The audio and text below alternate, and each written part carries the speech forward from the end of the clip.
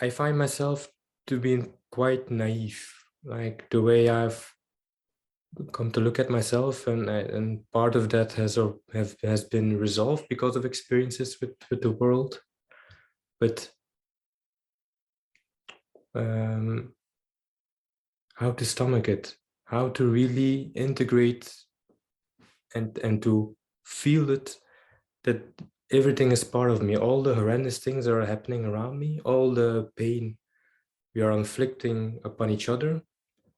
How can I really let it in? It's easy to make it a mental picture and to distance myself, like you talked also about this in this discourse, saying, okay, I can be in my bliss and in the observing role, and then I can see, okay, it's all part of everything.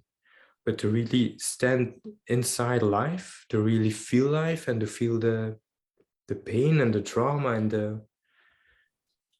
to really let it in, it's like way too much. It's like how is that even possible? Can we even do that as a human being? To see, like you brought up the Holocaust, that's like, how can I see that as part of myself, that I'm capable of doing that, and that I was part that I was part of it in doing and inflicting that. It's like, in a way, almost too much to bear. So you said you can only do this by taking it into your heart. So could you say something more about that? As you were speaking, there's something which you have said contains that deepest truth. When you said that, how can I take this, or how can I stomach this? How can I take it as an individual? You can't. You cannot. And you never will. But as the fullness of who you are, it is already there. And it poses no problem whatsoever. It doesn't seek solution either.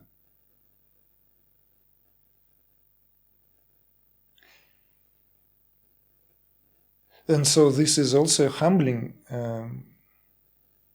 pointer, or I hope it should be a humbling pointer, that you will never solve this at that level of what individual he represents. That is, we shall immediately add, if you are an evolved individual, fully evolved. Because for emotionally unevolved, immature, undeveloped fully, this doesn't even pose a problem. Right? Why would it? I mind my own business at my own, little part here. I'm doing my part, big, small, who cares? So in other words, you cannot regress, right? There's no way you can go back. And you cannot go further to stomach it. And that part is humbling. And should open up this frequency, the possibility within that, how can that be within myself? Because you're not responsible for this as an individual, because that is an oxymoron. This is the paradox, that's the dance we're doing here. That's what we're doing here. So if you trying to understand this, trying to hold this as an individual, you will always fail. And that's a good part. Because if you succeed, you might turn into something undesirable. You see? This is the good part. You see? So the only thing is just a little tweak here. You say, I'm naive. You can't afford to be naive. You have to be sharp. Innocent, yes, but not naive. Maybe this is in a language. But You can't be naive. There's a difference between being naive and being innocent. A return to innocence is our job, but not remain in naivety. Naivety belongs to being uninformed or poorly informed or incapable of taking it in. And so therefore we remain naive. But innocence is a very different quality. It's the quality of the heart and heart only. And it doesn't matter how it expresses itself in a way outwardly, because innocence is something that only you know. It is that most intimate relationship with one's own self. That's what innocence is. And whenever we fall into this kind of, even if temporarily, to sarcasm, you see that I do that very often as well.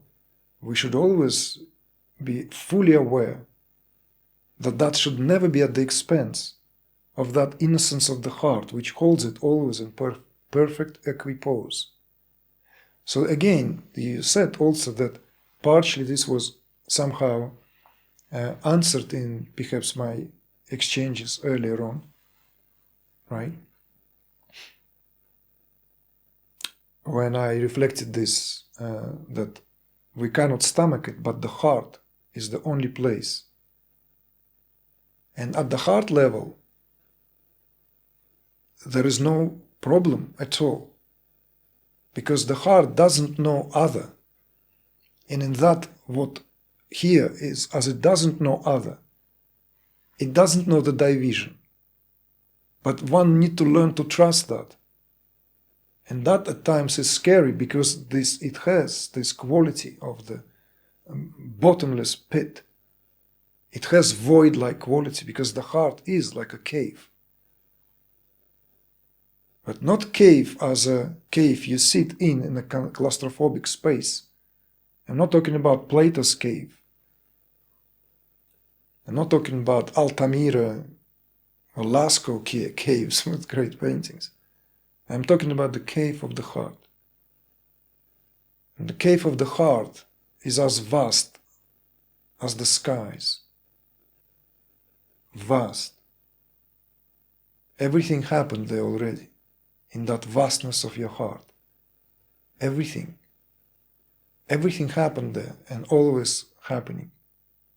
So yes, it's bewildering and perplexing and very painful to have a very direct, close encounter in and with what we are here presented now and in terms of immediate history. But that simple exercise that every night we go to sleep, we die to this, that what cannot stomach it, and we dive into the heart. We fall into the sky. You see? The gravity may take over the body on the bed, but we don't fall into the bed. We fly, dive into the sky of your heart. And there, and only there, true understanding can arise. In the meantime, nobody will absolve you from experiencing the sharper corners when you're up, out and about.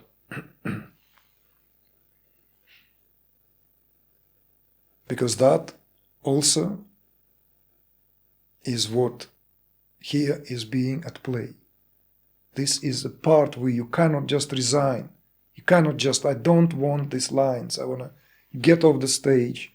I want to, it's not fair play. I want out of here. I don't want it all because it's too horrible, horrendous, terrible. No, you can't. You have this instrumentality. You are here right now.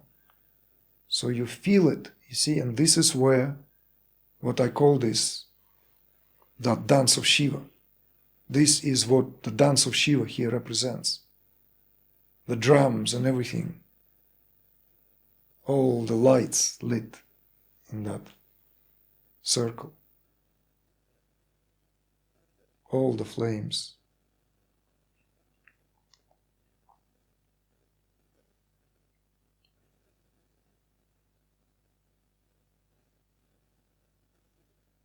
Because in all these, your responses, what you are impacted by, whether this is immediate now, right now, or what you learn, find out what happened, something in you lives, something in you has that membrane which signals, heralds that you're alive. And the fullness of that expression, fullness of that experience is always charged by the complexity and fullness of that experience, not just sweet truth, as you have said earlier, that in religious perspective, all good is like the domain of God.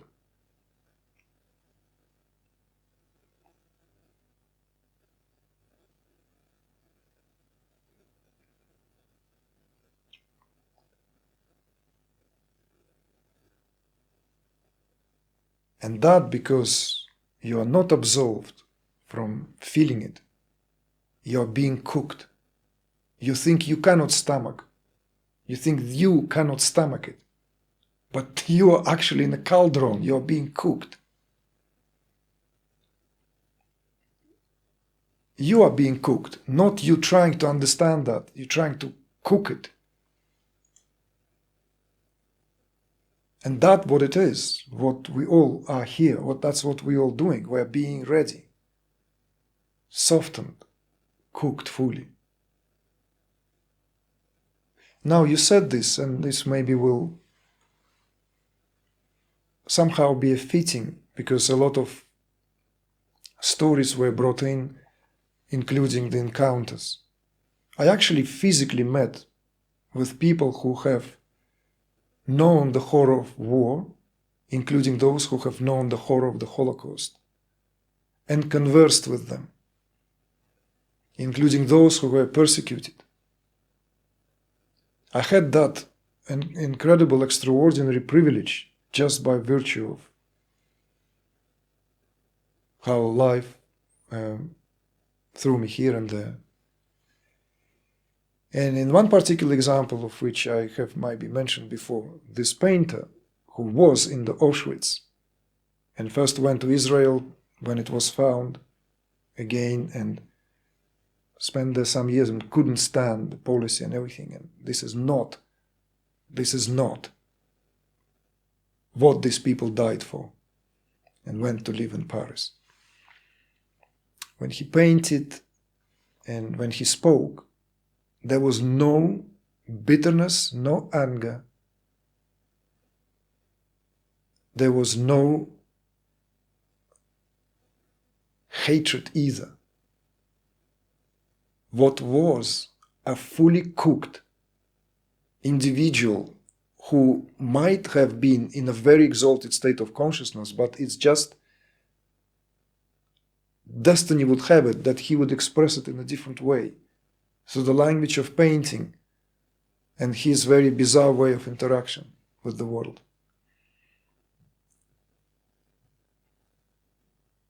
Beauty was the result. Beauty was the result of that. And he was a humble servant of that beauty and spoke on behalf of beauty. So this is what it means to be able to take it all into you and hold it at the level of the throat and not letting it down to poison the creation. You take it all, you drink this whole thing, and you hold it in your throat, just as Shiva did. Nilakantha holding it all at the level of the throat so as not a drop of poison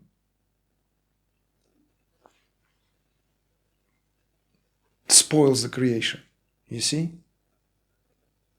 This also the understanding. So don't worry about having to stomach it. Shift the attention, the direction. In your heart, that's where it finds equipoise every single day, every single night.